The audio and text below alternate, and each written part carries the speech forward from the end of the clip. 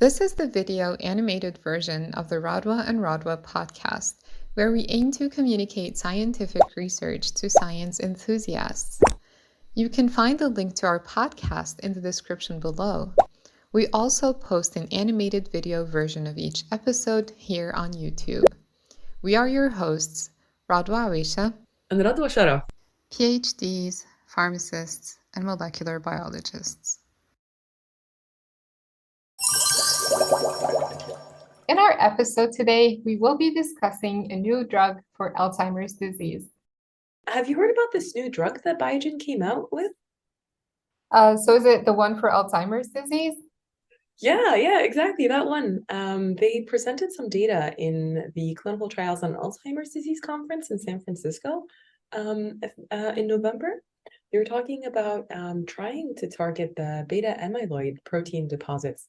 So as we all know, Alzheimer's is characterized by the accumulation of these proteins. They form clumps in the brains of people with Alzheimer's and ultimately form these sticky deposits that so far have become a hallmark of this disease.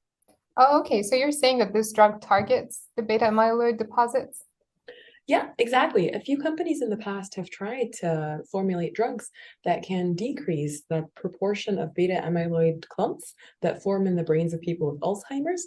And specifically, this drug that they came out with, lecanemab, it is a monoclonal antibody that removes these beta amyloid deposits in an effort to hopefully improve symptoms of people with Alzheimer's. Oh, okay. So did they try it on people? Does it really improve their symptoms? Yeah, so the study they showed data for was on 1,800 folks in the early stages of Alzheimer's disease. And these people were placed on this drug for 18 months, so a little over a year and a half. They compared the symptoms, the progression of symptoms in people who were on the treatment versus people who were not on the treatment. And they saw that patients on lecanemab experienced a 27% decline in the progression of Alzheimer's symptoms. So tests related to memory loss, thinking, and just being able to function in life. That's awesome. So does this mean that the drug will be approved soon? I think Biogen and Eisai came out and said that they expect an FDA approval to happen in late 2023. But as we all know, they're still continuing their studies, especially because last month and the month prior to that, they had announced news about 2 patients dying from a massive brain hemorrhage. Unfortunately, the doctors were not able to save patients prior to this.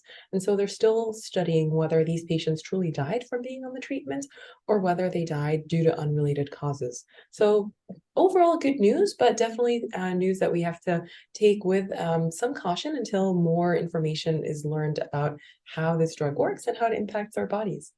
Oh, okay. Thanks for sharing, Radwa. Hopefully this drug would be great news for Alzheimer's patients and their loved ones. Yeah, thanks so much. We hope you enjoyed today's episode. Please don't forget to like and subscribe to our podcast and our YouTube channel. You can also find us on Twitter, Instagram, and Facebook. Feel free to reach out with suggestions for future episodes or leave us a comment directly on our YouTube video. See you next time.